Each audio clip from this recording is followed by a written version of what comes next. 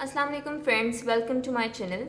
आज हम obstetrics history देखने जा रहे हैं। हमने पहले गायनेकोलॉजिकल हिस्ट्री देख चुकी है कि हम किस तरह गायनेकोलॉजिकल हिस्ट्री लेंगे पेशेंट से। अब हम ऑब्स्टेट्रिक हिस्ट्री देखते हैं। जैसा कि मैंने आपको कहा था कि दोनों बिल्कुल ऑलमोस्ट सेम है। हमने जो 9 मेन हेडिंग्स की थी, जो कि यहाँ पे भी मैंने अगेन डिस्कस की हैं, उनको मेन हमें जहन में रखना है और उसमें स्लाइट डिफरेंस है जो कि अब हम यहाँ पे देख लेंगे। तो अगेन ऑब्स्टेट्रिक हिस्ट्री में सबसे पहले हम पेशेंट से जब हिस्ट्री ले रहे होंगे तो सबसे पहले उसकी पेशेंट की प्रोफाइल जानेंगे, जिसमें क्या क्या आएगा। नेम आएगा, एज आएगा, ग्रेविडा आएगा, पैरा आएगा, जिसमें पैरा के सबसेट्स TPAL। अच्छा, ये ग्रेविडा और पैरा का मैंने एक अलग वीडियो में आपको बता रखा है, तो आप वहाँ से देख लीजिएगा। इसके अलावा हम पेशेंट की एजुकेशन देखेंगे, उसका वर्क देखेंगे कि वो कहीं वर्क कर रही है या हाउस वाइफ है, रेजिडेंस देखेंगे। फिर हम पेशेंट से जानेंगे उसकी मैरिज के बारे में कि वो कितने ईयर्स से मैरिड है एंड उसकी मैरिज फैमिली में हुई थी या आउट ऑफ फैमिली। ठीक है, फिर मैंने यहाँ पे लिखा है LMP एंड EDD। LMP का मतलब है लास्ट मेंस्ट्रुअल पीरियड, हम ये पूछेंगे पेशेंट से एंड उससे हम EDD कैलकुलेट करेंगे जो कि एक्सपेक्टेड डेट ऑफ डिलीवरी है। ये आप एक अलग वीडियो मैंने बनाई हुई है कि EDD कैसे कैलकुलेट करते हैं, वहाँ से आप जाके देख लीजिएगा। इसके अलावा हम पेशेंट की प्रोफाइल में उससे ये भी पूछेंगे कि वो पेशेंट जो है वो OPD से रेफ़र की गई है या इमरजेंसी से, क्योंकि इस तरह हमारा जो उसका इन्वेस्टिगेशन आगे प्रोटोकॉल है वो बिल्कुल डिफरेंट हो जाता है। नाउ नेक्स्ट हम हेडिंग पे जाएंगे, that is presenting complain. Patient की क्या कंप्लेन है, जाहिर सी बात है ऑब्स्टेट्रिक है तो मोस्टली उसकी कंप्लेन्स यही होती हैं, गेस्टेशनल एमेनोरिया, पर वजाइनल ब्लीडिंग भी हो सकती है, abdominal pain, bowel changes, excessive vomiting और अदर प्रॉब्लम्स। ठीक है, next is history of presenting complaint. अब जो हम प्रेजेंटिंग कंप्लेन की हिस्ट्री ले रहे होंगे वो हमने गायनेकोलॉजिकली डिफरेंट देखा। यहाँ पे ऑब्स्टेट्रिक में हम इसको फर्दर 3 हिस्सों में डिवाइड करेंगे, जो कि डिपेंड करेगा उसके ट्राइमेस्टर पे। फर्स्ट ट्राइमेस्टर वाले पेशेंट से हम इस तरह के क्वेश्चन पूछेंगे, सेकंड ट्राइमेस्टर से फिर कुछ अलग तरह से पूछेंगे एंड थर्ड ट्राइमेस्टर। इस तरह हमने हिस्ट्री ऑफ प्रेजेंटिंग कंप्लेन को ट्राइमेस्टर के अकॉर्डिंगली 3 हिस्सों में डिवाइड कर दिया है।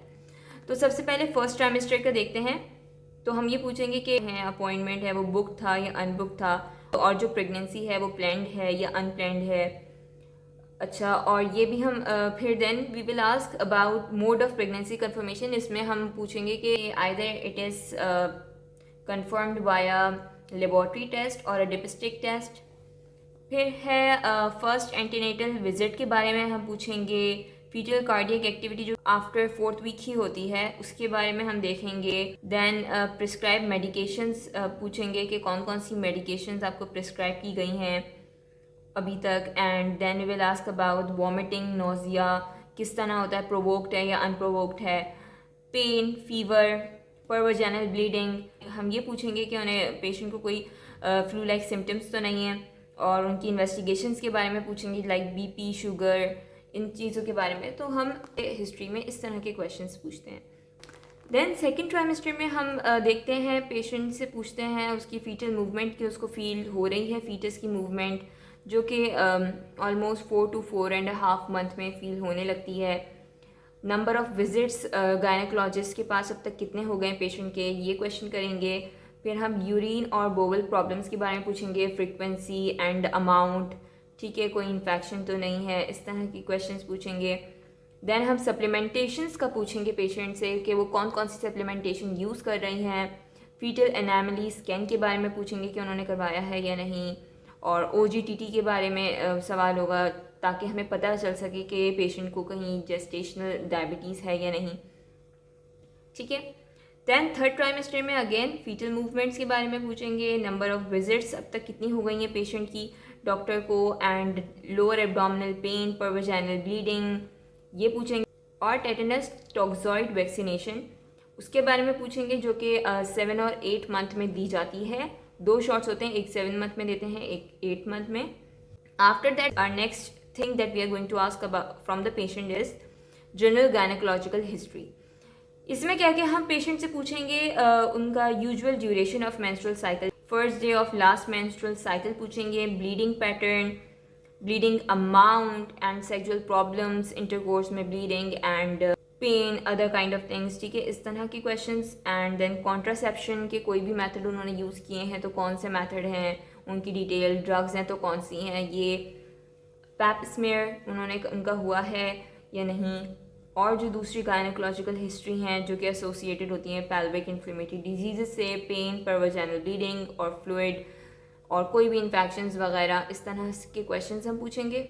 आफ्टर दैट हम पेशेंट से उनकी पास्ट ऑब्स्टेट्रिक हिस्ट्री पूछेंगे, जिसमें हम ये पूछेंगे कि उनका कोई अबॉर्शन या मिसकैरेज हुआ है, और उसके अलावा हम नंबर ऑफ़ चिल्ड्रन पूछेंगे कितने हैं, और इसके अलावा जो आगे के क्वेश्चंस हैं वो जितने भी नंबर ऑफ़ चिल्ड्रन हैं हर चाइल्ड के बारे में हम अलग अलग ये क्वेश्चंस पूछेंगे। आगे के तमाम मिसकैरेज और इसके अलावा नंबर ऑफ़ चिल्ड्रन के अलावा तमाम क्वेश्चंस हम हर चाइल्ड के बारे में उनके पूछेंगे। चाइल्ड की एज, ड्यूरेशन कैसा हुआ था, मतलब कितने टाइम की प्रेगनेंसी थी उस चाइल्ड में, लाइक फुल टर्म थी, प्री टर्म थी, ठीक है। दैन डिलीवरी का मोड कैसा था, सिजेरियन थी या नॉर्मल डिलीवरी थी।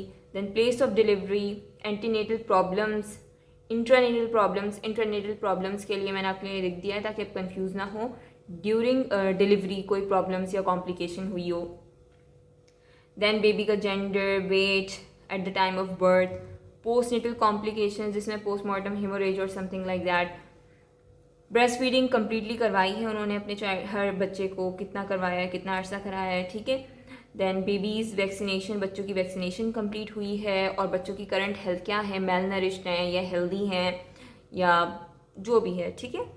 Then medical and surgical history में हम यही पूछेंगे कि पास में कोई उनको मेडिकल प्रॉब्लम या इलनेस रह चुकी है, हॉस्पिटलाइजेशन और ऑपरेशंस उनके कुछ हुए हैं, और अगर हुए हैं तो उनकी डिटेल्स और किस डेट पर हुए हैं, कौन से ईयर में, एवरीथिंग, ठीक है। ड्रग्स एंड एलर्जी हिस्ट्री में we will ask, it is all the same, okay, almost it is the same.